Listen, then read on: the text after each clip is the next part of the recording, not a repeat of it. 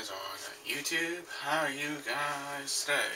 Well, I want to make a update blog for you guys today about my ProScan computer speakers. By the way, I actually fixed them. I used headphone jacks on both of the speakers, on this speaker and also on this speaker itself.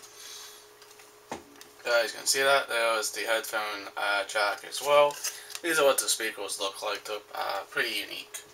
One thing I did kind of mess up on when I was soldering the wires together, I forgot to put the shield on the headphone jack itself, because remember, these speakers are tied together in both ways. You know, this speaker is tied with this speaker, so this speaker is tied with that one.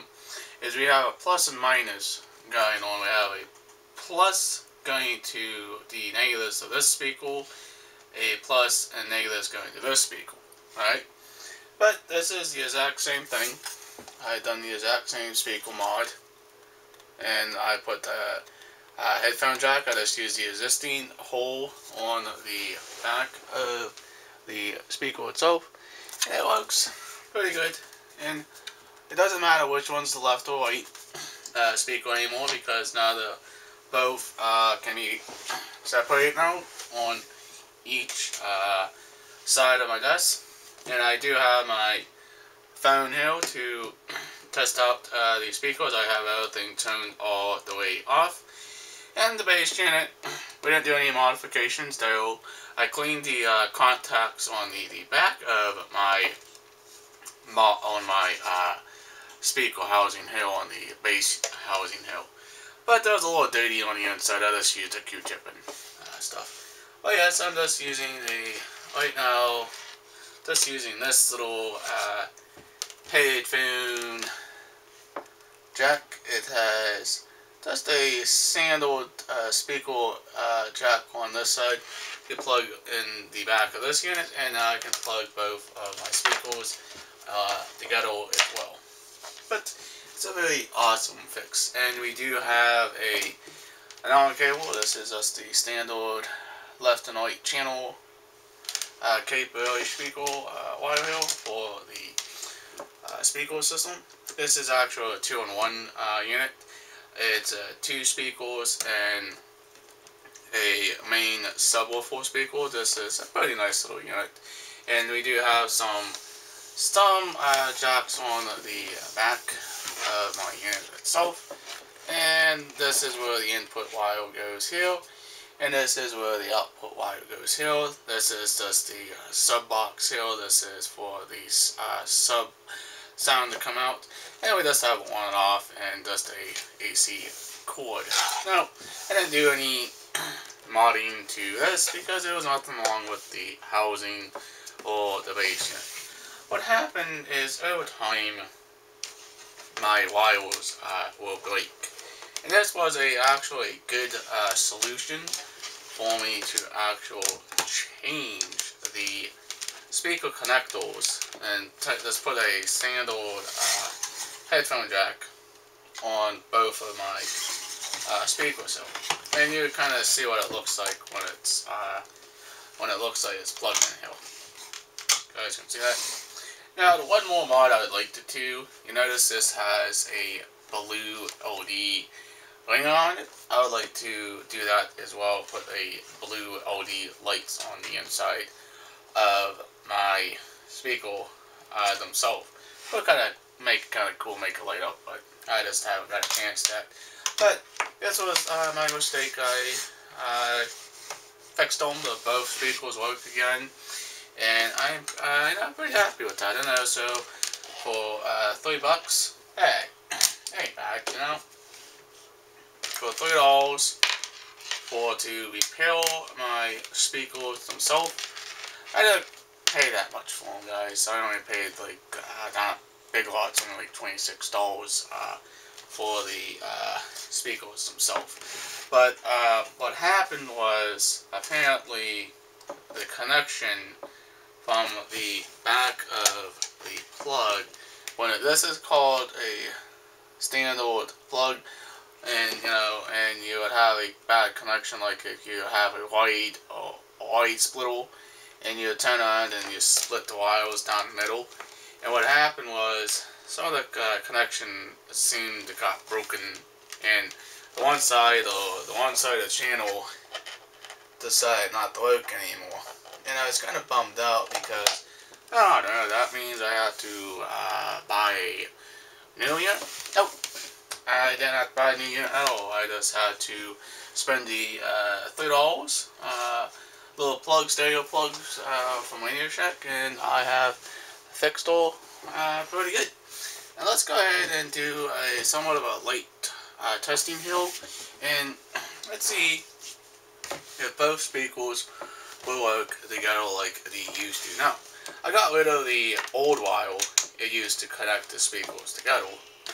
Nope, don't need those anymore, because if one of my wires do break, I can just replace the cable itself without having to replacing the whole entire system itself. Now, remember, I have everything toned down here for we don't kind of get any issues with noise or interference from the unit to the speakers themselves. But don't mind this. This is not a speaker. This is actually just a like some type of dust cap on the speaker housing here on something for it to actually like. But let's go ahead and play a lot of music here. Just testing to make sure the speakers are working properly, like they should. And I was kind of upset on the audio, but now we should have a very nice sounding system again. Now, I have everything working, seems, and I have everything on both speakers working absolutely fine. I know you guys can hear that. But let's go and turn up the volume down. Both speakers work just fine. Let's go in and put up the bass a bit. The bass works too. You guys can see that. Works just fine. And let's go and unplug one of the speakers. That speaker works. Let's go and unplug the other speaker. That speaker works. Absolutely perfect. I really do love the way the speakers now work again, like they did before when I actually bought them brand new. Now, the reason why I need able to have some type of music to actually test the speakers, I just want to make sure the speakers are working properly for both channels, the left and right channel. Okay, what happens is one of the wires came loose from one of my speakers. I don't know if it was this one or was it this one, but I'm not 100% sure because of how many times I actually had to take this apart. Now, this little back cover here you see here, cover thing here, does come apart. All I used was a old credit card kind of thing, and gently pried them up, and then 6 screws in each corners down the side of the unit. Now, this is called mostly a modification. Now, well, one problem when you do that, if you modify your system, you will lose the warranty on the speakers themselves. This and also these, you lose the whole entire warranty. Now, I had these a couple years ago. I bought them like last year, and the company who made these speakers themselves wanted $26 to repair and fix the speakers themselves, and I said no thank you, I will just fix them myself. And that's what I did with my unit itself. It's a very awesome feeling to actually fix my own speakers. Now, how did I fix it? Now, if you would watch yesterday's blog, you would actually find out how I fix these. Now, I'm not going to take these apart and show you guys on what I did the first time, but it's a very good idea, and it's a very education type of fixing your own stuff.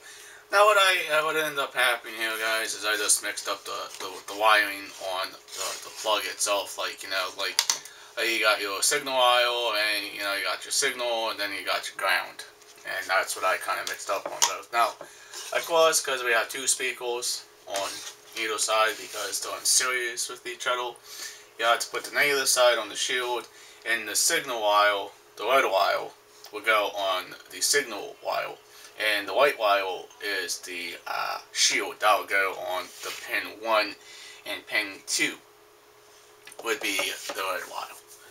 Alright guys, if you like my idea on how I fix these and how I can actually have my speakers back on my desk, but I do one thing needed to get is a longer wire, or if I could probably make my own, that would be kind of awesome. But alright guys, if you're all very new to this channel, please hit that subscribe button, please leave a comment down below, please like, please share, and peace out. Bye guys, we'll see you in the next vlog.